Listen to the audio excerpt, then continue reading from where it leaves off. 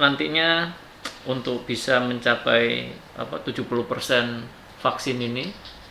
Terutama pada kelompok yang eligible, kelompok yang mungkin divaksin itu ya, yang usianya sekian, tidak ada komorbiditas, belum pernah umur 18 sampai 59, tidak ada komorbiditas, kemudian belum pernah terinfeksi.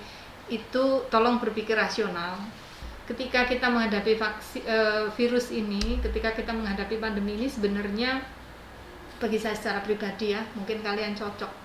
Sebenarnya Tuhan sedang berbicara pada kita, perilakumu yang harus diubah.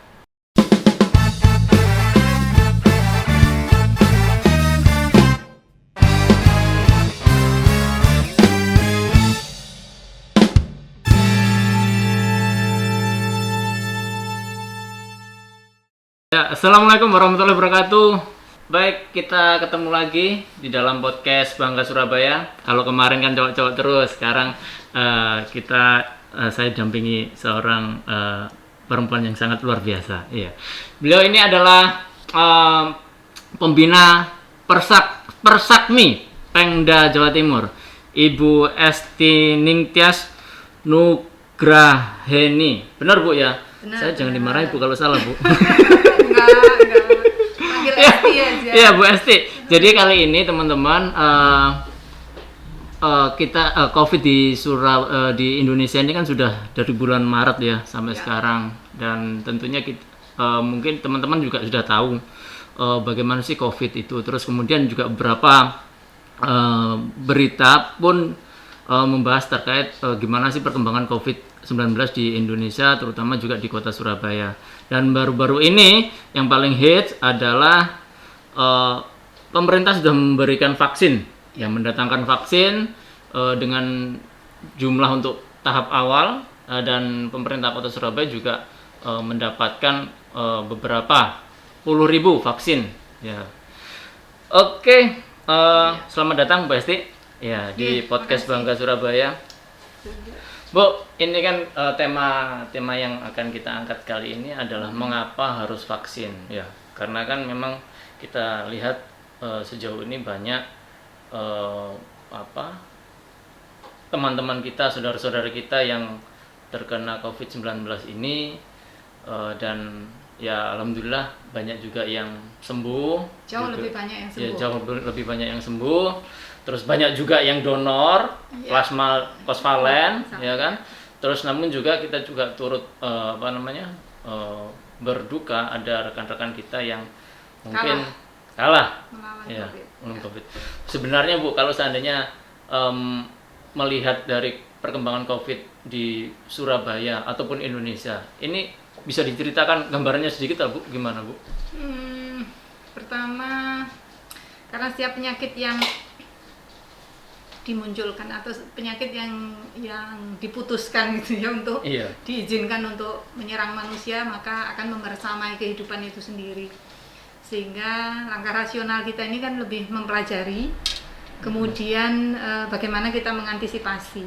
Nah, ada dua prinsip Mas di dalam menangani penyakit itu. Pertama, kalau penyakit ini menular, maka yang harus kita lakukan adalah mencegah penyebarannya. Tapi kalau ini penyakitnya tidak menular, keluarga penyakit itu ada dua, menular dan tidak menular. Penyakit punya keluarga, bro. Iya. Jadi pada keluarga penyakit menular itu yang harus kita lakukan adalah mencegah penyebarannya. Oke, mencegah. Pada penyakit yang tidak menular, yang mampu kita lakukan hanya mencegah keparahannya. Jadi kalau kita seandainya penyakit tidak menular itu bisa kita antisipasi jangan sampai terjadi, luar biasa. Nah, sebenarnya kalau pada penyakit menular, peluang kita itu lebih banyak untuk bisa survive melawan penyakit ini. Ketika kita dengan sadar mencegah penyebaran, mampu melakukan upaya-upaya pencegahan penyebaran. Nah, karena ini penyakit, kita tidak mungkin menghindari penyebaran itu kalau kita tidak tahu perilaku penyakitnya. Ya kan? Kalau kita tahu perilaku penyakit ini, maka kita akan lebih mudah mengantisipasi agar jangan sampai tersebar atau menjadikan kita tertular ataupun menjadikan kita agen penularan. Nah, ya kan, sebenarnya itu kuncinya kan di sana. Nah, kalau kita lihat karena penyakit ini menular dari manusia ke manusia, maka selama manusia itu masih berhubungan dengan manusia lain, risiko penularan atau risiko penyebaran masih ada. Jadi setiap kegiatan kan pasti akan memberikan risiko. Memberikan risiko ya. Setiap pergerakan manusia memberikan risiko terjadinya penyebaran. Nggak bisa dihindari. Sedangkan kita sebagai makhluk sosial nggak mungkin kita diam diri di gua, diam diri di rumah, betul. Terus kan nggak mungkin. Pasti kita akan butuhkan orang lain. Nah, oleh karena itu langkah-langkah antisipatif yang dilakukan salah satunya memang dengan vaksin itu. Kalau ada yang pertanyaan kenapa harus vaksin, saya akan tanya kenapa tidak. Ya kan, kenapa tidak vaksin gitu. Kalau ada yang nanya ke saya kenapa harus vaksin, saya akan nanya kenapa kok tidak vaksin. Bu, ini kan beberapa minggu ini kan ya mohon maaf ya, mungkin kan pelaksanaan PPKM itu ya, kalau kita melihat kan naik gitu kan. Itu hitungannya itu dari sebelumnya atau bagaimana tuh, Bu? Ya, jadi karena ini naik itu pasti ada pertambahan jumlah kasus baru ya, tetapi memang jumlah menjadi banyak itu kan angka akumulatif. Dari sekian yang akumulatif itu yang sembuh juga banyak. Ya, teman-teman kita yang survive juga banyak gitu, walaupun ada juga yang tidak mampu survive gitu. Tapi begini, kalau dilihat dari setahun ini, karena kita tidak mampu bertahan di gua tadi atau perilaku tadi, Bu, ya. Iya, kita nggak bisa diam saja. Nah, sekarang tinggal bagaimana kita akan melakukan aktivitas tetapi dengan aman.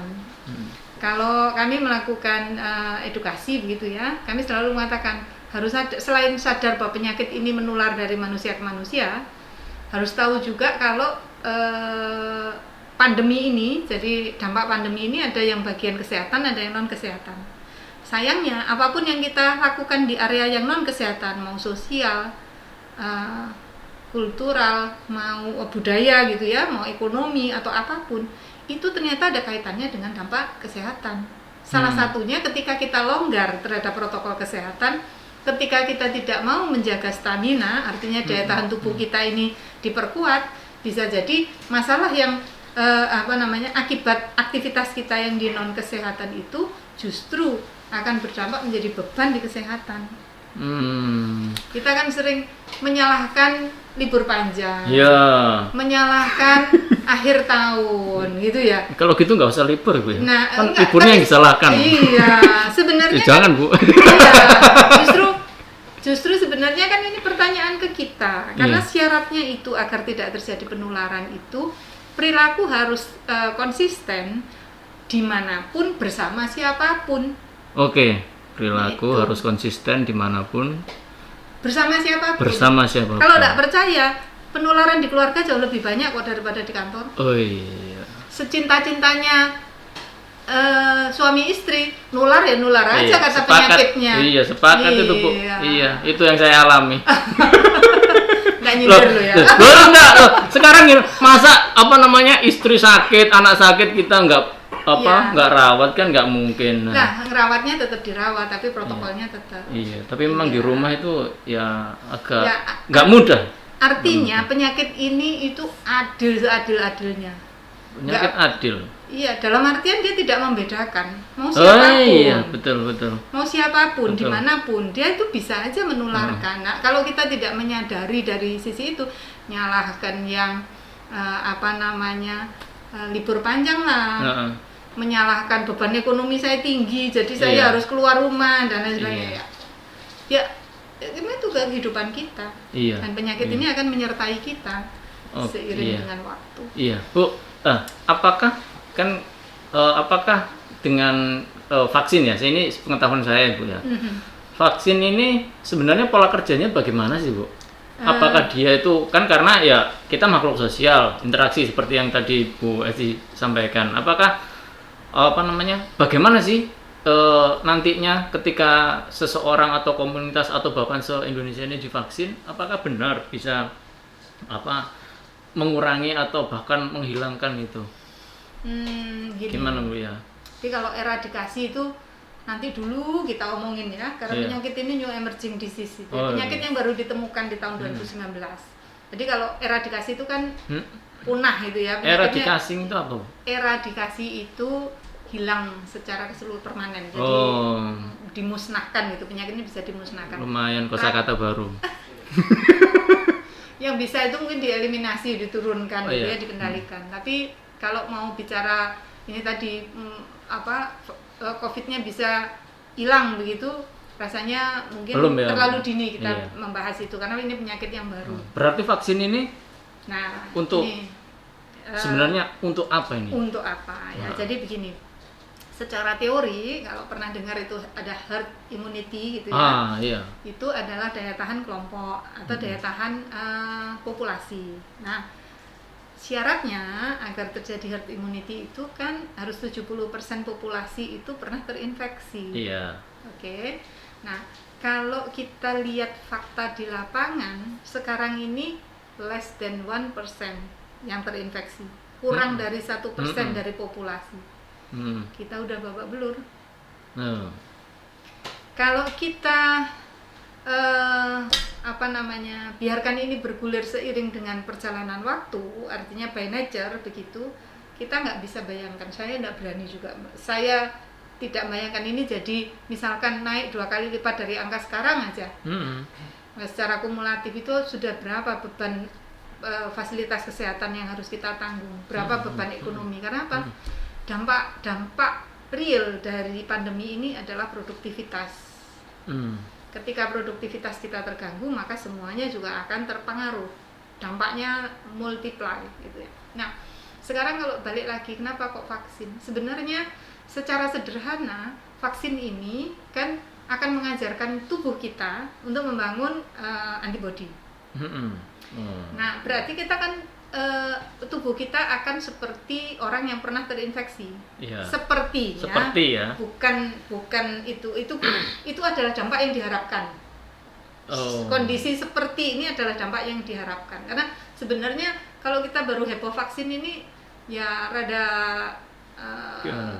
telat lah gitu. Telat Karena ya, Bu, apa? ya? Anak-anak kita sendiri juga pernah vaksin kok. Iya, betul, TBC, betul. polio. Iya. Nah, itu sudah, vaksin itu bukan hal yang baru. Itu justru breakthrough gitu ya, terobosan manusia untuk lebih untuk menjaga survivority-nya. Jadi daya tahan manusia ini, keunggulannya manusia itu salah satunya ditunjang oleh keberadaan temuan vaksin. Jadi vaksin apapun, every kind of vaksin itu. Tapi pada COVID ini memang ada agak berbeda. Karena apa? Penyakitnya baru muncul di 2000 atau baru ditemukan di 2019. Lalu kemudian sekarang sudah muncul vaksinnya. Bagi sebagian ilmuwan mungkin menganggap ini too soon gitu ya, terlalu cepat. Kok bisa? Karena biasanya penelitian mengenai vaksin itu bisa puluhan tahun baru muncul vaksinnya gitu. Tetapi ini adalah salah satu, bagi saya secara pribadi ini mungkin tuntunan gitu ya, agar kita bisa berpikir rasional. Ya tadi balik lagi ke urusan herd immunity, karena ternyata digoyang sedikit aja, kurang dari 1% yang terinfeksi saja kayak gini. Nah, kalau kita tidak berpikir rasional ke depan, artinya misalkan tidak bersedia dan lain sebagainya, kemudian akhirnya tidak mencapai 70%, maka kekebalan kelompok atau kekebalan populasi ini kan nggak terbentuk. Iya. Maka konsekuensinya kan jauh lebih berat kalau seperti itu. Nah, kalau ditanya apakah vaksin ini benar-benar memproteksi kita, tadi pertanyaannya Mas apa sampai nggak ada COVID lagi? Enggak ya? Tidak seperti itu. Semua vaksin itu punya coverage namanya. Jadi artinya tingkat mengcovernya, tingkat melindunginya itu tidak 100%. Pasti akan ada deviasi atau simpangan error yang terjadi. Artinya ada juga yang tidak tercover. Itu yang kemarin dihebohkan di Brasil, ternyata cuma 65% misalnya itu. Artinya ketika diuji coba di Brasil pada kelompok masyarakat di sana gitu ya, kelompok etnis yang di sana, tingkat keberhasilannya berdasarkan juga penelitian itu seperti itu. Tetapi kan sekali lagi ini penyakit baru. Kalau ada orang yang bertanya pada salah satu diskusi seperti ini, saya pernah ditanya, Bu, siapa yang bisa menjamin bahwa ini nih efektif itu? Ya, dari perjalanan para ilmuwan untuk membantu kehidupan kita ini menyatakan ini safe, gitu ya, artinya aman untuk dilakukan. Yang kedua, punya daya dukung terhadap kelangsungan kehidupan. Daya dukung dalam artian mengurangi beban umat manusia begitu. Lalu berikutnya kalau ditanya seberapa ini aman dan lain sebagainya, memang masih pada batas penelitian yang dari tahun 2019 sampai sekarang. Kalau diminta seperti vaksin-vaksin lain yang sudah established sampai puluhan tahun pengamatannya, ya tentu nggak, penyakitnya aja baru muncul di 2019. Kalau mau tanya historical data, ya nggak ada. Yang ada ya tahun 2019 itu. Tidak lebih dari itu loh. Kalaupun ada mungkin penelitian tapi belum sampai menjadi wabah seperti sekarang. Berarti itu tadi Ibu Westi bilang bahwa 70% ya kan, 70% untuk harus pernah terinfeksi. Iya kan, harus. Maka ini divaksin untuk mempercepat ya. Iya. 70% ini karena mungkin aktif Bu ya. Orang-orang yang aktif atau bagaimana Bu? Ya itu perhitungan teori ya. Perhitungan teori. Dalam artian dengan ketika 70% orang yang orang dalam populasi, jadi tidak menyebutkan apakah ini segmen umur berapa, kelompok umur berapa, enggak, tapi 70% ini terinfeksi, maka mobilitas yang 70% itu ketemu orang-orang kan otomatis mereka sudah punya antibodi. Jadi risiko tertularnya kan sudah mulai rendah. Ketika makin sedikit orang yang terinfeksi atau daya tahan tubuhnya orang makin kuat, walaupun virus masih membersamai kita, daya serangnya menjadi turun. Karena sudah dilatih dengan vaksin tadi. Betul. Bu ya. Ya kan, ibaratnya latihan olahraga. Gak iso. Kalau kita mau lari 5 km 30 menit itu harus latihannya ya berapa kali gitu lah. Vaksin ini mungkin sama. Logikanya seperti itu ya. Melatih daya tahan tubuh kita untuk bisa berperang, atau kalau itu seandainya diserang dia pancingan sudah lah Bu mengenali ya. Ini musuh ini. Nah, harus dilawan gitu. Iya. Bu, gitu. Izin untuk idealnya ketika yang mendapatkan vaksin ini kira-kira di golongan rentang usia berapa sih Bu? Ya kalau idealnya sebenarnya kita akan... Apa masuk yang 70% itu yang seperti apa sih Bu? Enggak, sebenarnya ini ada, menurut saya begini, maksud saya gini, bukan opini saya pribadi gitu ya. Tetapi kalau kita lihat, ini bagi saya, mungkin saya orang yang terlalu optimis mungkin ya, atau terlalu positif gitu ya. Itu harus ditularkan Bu. Bagi saya blessing, karena begini, secara logika, pergerakan manusia itu kan pada orang yang produktif. Iya. Kebetulan pada vaksin yang beredar di Indonesia ini, yang maksudnya akan diberikan kepada masyarakat penduduk Indonesia ini adalah vaksin yang eligible, jadi tingkat efikasinya, dampak secara farmasinya itu paling optimal itu pada usia 18 sampai 59. Kalau kita lihat itu kan usia yang produktifnya orang, bedik wong.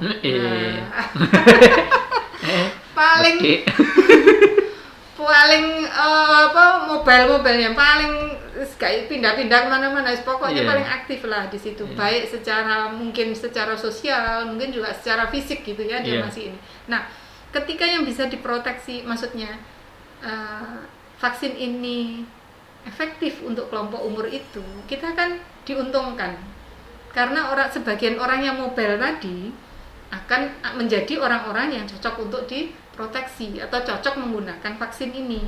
Karena di luar rentang umur itu efikasinya, jadi efektivitasnya bahan farmasi ini tadi lebih rendah dibanding pada kelompok 18 sampai 59.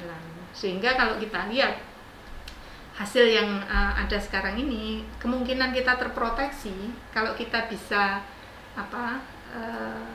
lebih cepat mencapai itu tadi sampai 70% itu tercover, itu kan tepat gitu ya. Kelompok umur yang aktif-aktifnya itu bisa terproteksi sehingga pergerakan manusianya jauh lebih aman. Iya. dia pulang ke rumah juga nanti akan lebih aman. Misalnya ini anak-anak yang di bawah 18, tapi kalau guru-gurunya itu relatif aman, orang tuanya anak-anak itu juga aman di tempat, otomatis mereka juga akan lebih terproteksi. Terproteksi, Bu ya. Terproteksi ini Karena tapi belum agen tentu penyebarannya tidak ada, kan menyebar dari manusia ke manusia. Iya.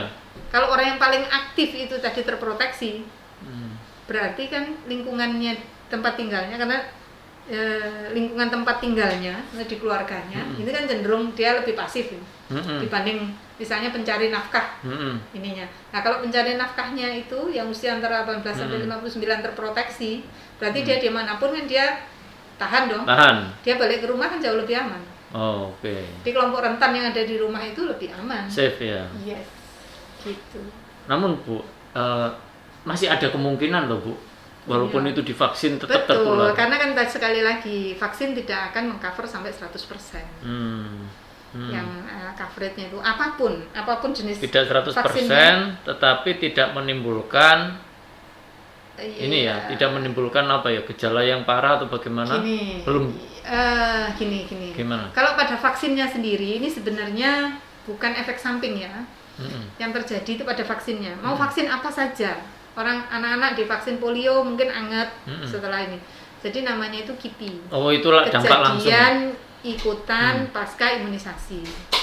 Tapi ketika kita sudah diimunisasi, seandainya kita terserang, kan sudah ada antibodi yang terbentuk, betul. Sehingga akan menurunkan keparahannya. Terinfeksi sih, tapi tidak terlalu parah. Iya, ibaratnya nek pilek kira ya. Kalau pilek biasanya buntu dua-dua nek iki paling mek siji ta seprapat gitu loh. Atau sentrup-sentrup sudah cepat sembuh gitu.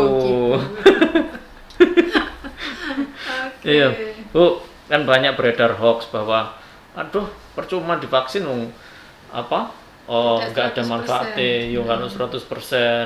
Nah, sebenarnya kan apa Bu ya, ini vaksin ini kan untuk menjaga, bukan hanya menjaga diri ya Bu ya, lingkungan juga. Lingkungan, karena Bu, ya.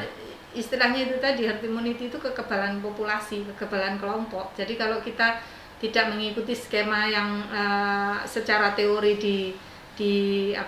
diperhitungkan bahwa harus 70% itu sudah terproteksi, maksudnya punya antibodi, maka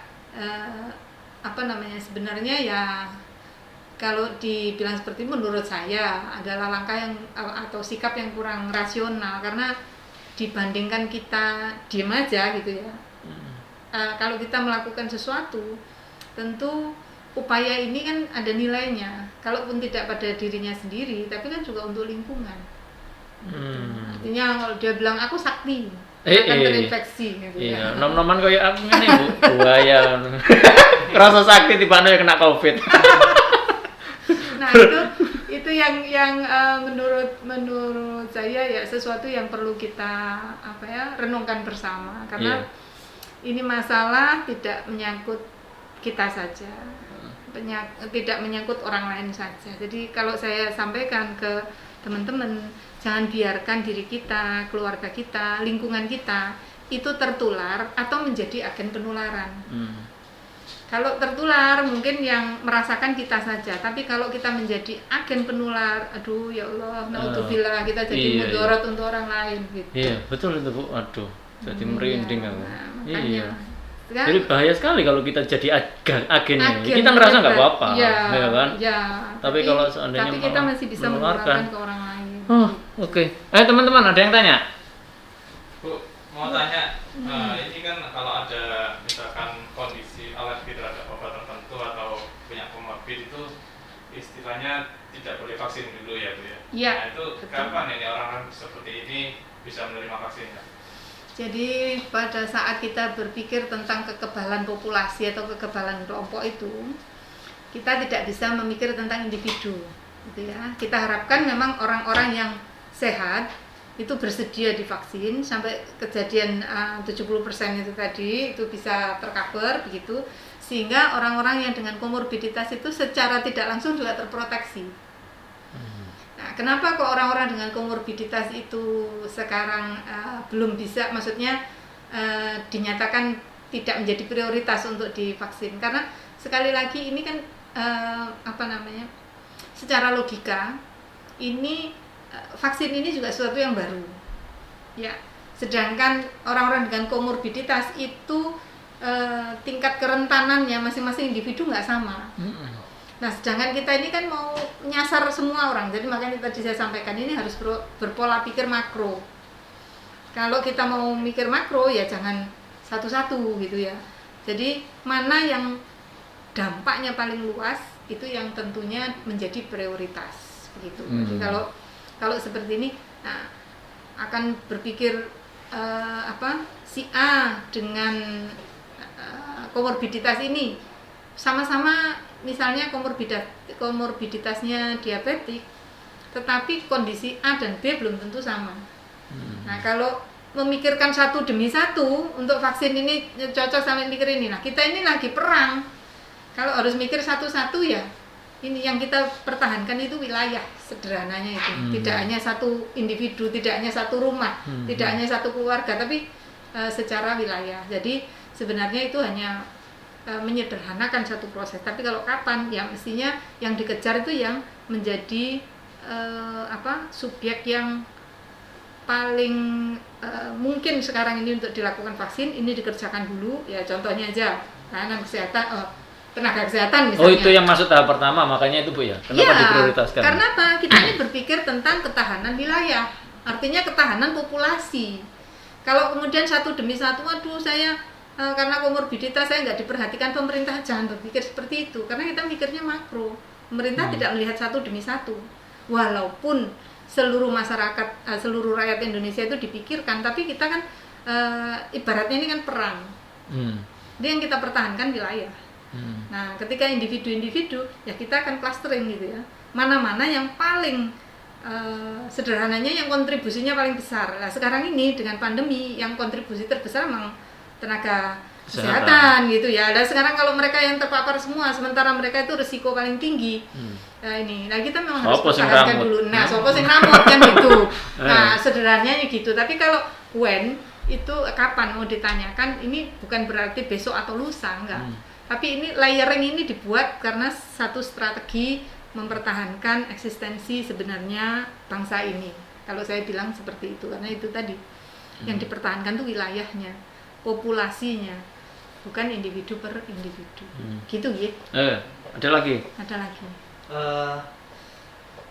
Sebelum divaksin itu apa aja sih yang perlu dipersiapkan, syarat-syaratnya seperti itu, mungkin yang nggak kena COVID baru bisa divaksin atau bagaimana gitu. Pertama adalah kalau yang bersangkutan belum pernah terinfeksi, karena yang sudah terinfeksi otomatis secara alamiah itu dia sudah punya sistem imun yang ya sederhananya sudah kenal kalau itu musuh gitu ya. Nah, ini yang lain kan belum. Nah, yang berikutnya adalah ya pertama tidak sedang dalam gangguan kesehatan yang lain. Dalam artian misalnya dia tidak punya komorbiditas tapi at the moment dia itu lagi tifus. Ya nggak bisa gitu ya karena dia ada masalah kesehatan. Atau dia sedang flu misalnya seperti itu. Flu juga nggak Kenapa tidak seperti itu? Karena kita ini kan memasukkan bagaimanapun selemah-lemahnya ini virus yang dimasukkan. Kalau ketika imun sistem kita sedang terganggu, tidak pada kondisi optimum, nah ada risiko lain kan yang harus kita hadapi. Ya sekali lagi, ini perang. Maka kita tidak bisa bermain terlalu gambling juga nggak bisa, terlalu safe juga nggak bisa. Tapi kita ambil rata-rata terbanyak. Itu yang akan kita lakukan gitu. Tapi lepas dari urusan COVID ini sebenarnya setiap vaksin itu akan diberikan mau kita mau keluar negeri misalnya kita mau vaksin influenza atau kita misalnya mau ke daerah yang tambang misalnya ya saya kalau harus pergi ke daerah-daerah yang banyak rawa atau apa suntik anti malaria misalnya itu tetap ditanya Anda sedang sehat, kondisi sehat atau tidak, tetap diukur temperaturnya. Kalau kita ngomong sehat ternyata 38 derajat ya, tetap nggak bisa divaksin saat itu. Gitu. Sebenarnya sama. Ini hebohnya kan karena ada judulnya COVID itu aja. Sehari-hari kita sudah, maksud saya di antara masyarakat yang menolak vaksin ya menurut saya itu sangat kecil. Masih lebih banyak masyarakat yang percaya bahwa COVID itu akan membantu kehidupan kita. Paling enggak bertahan dulu lah ya. Iya. Tuh, maksudnya bertahan bagaimana kita menjaga 3M ini ya. Ya, 3M sebelum pemerintah ini memberikan vaksin kepada kita. gini, jangan sebelum. Tadi dimanapun dan kapanpun karena virus ini tetap akan membersamai Langsung kita. dikoreksi, jangan. Iya, karena nanti begitu Anda vaksin terus kemudian lengah. Iya. Padahal kan coveragenya nggak 100%. Iya dok, iya Bu. Hmm. Bu, mungkin ada Bu, apa namanya pesan-pesan Bu untuk teman-teman. Karena kan ya itu tadi saya sendiri aja yang apa namanya mencoba untuk protokol kesehatan di keluarga juga enggak apa namanya enggak mudah gitu loh Bu. Betul. Jaga itu. Mungkin apa Bu nantinya untuk bisa mencapai 70% vaksin ini? Iya. Kalau tentang vaksin, mungkin kalau saya boleh urun pendapat gitu ya pada teman-teman semua itu ya, masyarakat, terutama pada kelompok yang eligible, kelompok yang mungkin divaksin itu ya, yang usianya sekian, tidak ada komorbiditas, belum pernah umur 18 sampai 59, tidak ada komorbiditas, kemudian belum pernah terinfeksi, itu tolong berpikir rasional agar urusan vaksin itu bukan perdebatan yang tanpa ujung gitu. Tapi ada dasar-dasar pertimbangan, bukan karena politik, bukan karena suka dan tidak suka, bukan karena asal saya berbeda gitu ya. Kan ada itu orang berpendapat asal beda aja dengan yang lain itu. Tapi kita lihat secara makronya seperti apa. Dan kalau menuntut jaminan 100% bahwa akan ada proteksi secara ilmiah sudah dinyatakan oleh penemunya bahwa ini tidak mau cover 100%. Jangan tuntut lebih dari apa yang sudah declare begitu. Lalu yang berikutnya kaitannya sebenarnya kalau dulu sering di awal-awal kita istilahkan sebagai new normal. New normal itu bukan kembali normal, tapi bahwa kehidupan kita ini memang sudah berubah. Jadi kalau kita lihat mau sampai kapan gitu ya, ya mungkin sampai ada penemuan lagi gitu ya, ada sesuatu yang mungkin akan membuat kita terproteksi seperti kita minum vitamin gitu ya, sehingga kita kalau keluar rumah itu aman ya, mungkin kita nggak perlu pakai masker lagi. Tapi selagi ini belum ditemukan untuk memproteksi diri kita masing-masing dari sebaran penyakit ini, karena walaupun divaksin ternyata masih ada peluang meskipun turun sekali gitu ya, menjadi rendah sekali setelah vaksin, tapi tetap penyakit ini akan membersamai kita. Sehingga kalau saya, mari deh kita berpikir ketika kita menghadapi virus ini, ketika kita menghadapi pandemi ini, sebenarnya bagi saya secara pribadi ya, mungkin kalian cocok, sebenarnya Tuhan sedang berbicara pada kita, perilakumu yang harus diubah. Rungokno rek. Jadi ruangan iki perilakumu. Jadi tuntutan dari penyakit ini juga nggak banyak-banyak kok. Selaginya kita konsisten dimanapun dan bersama siapapun, dan itu dia sudah bolak-balik membuktikan hubungan yang dekat, hubungan atasan bawahan, hubungan sayang-sayangan, tetap aja ketularan gitu ya. Iya, betul. Gitu. Nah, ini bahkan yang tidak kenal juga tetap ketularan kalau kita tidak disiplin protokol kesehatan. Kira-kira seperti itu. Oke, luar biasa. Apa namanya, kalau saya sederhanakan, keep tight on behaving. Jadi perilakumu tetap harus dijaga. Iya, perilaku. Oke, itu tadi teman-teman obrolan singkat kita dengan Bu Esti. Ya, banyak pesan-pesan dari beliau, pengetahuan yang beliau sampaikan terkait COVID-19 ini, juga terutama untuk vaksin, bahwa vaksin itu juga sangat bermanfaat, khususnya kita sekarang yang dalam kondisi perang. Ya, pemerintah sudah menyiapkan berapa macam strategi, tentunya yang sudah dipikirkan oleh orang-orang pintar, dan nanti kita tinggal tunggu jadwal kalau seandainya teman-teman golongan dari 70% tadi bisa mendapat vaksin. Ya, itu mungkin pesan dari kami, teman-teman dari podcast Bangga Surabaya. Vaksin bukan berarti akan bisa menyembuhkan, tetapi vaksin membantu kita melatih tubuh kita untuk bisa tetap bertahan dari COVID. Paling utama adalah tetap menjaga protokol kesehatan, apalagi perilaku kita. Itu saja teman-teman, terima kasih, sampai jumpa di podcast Bangga Surabaya selanjutnya. Assalamualaikum warahmatullahi wabarakatuh. Waalaikumsalam warahmatullahi wabarakatuh.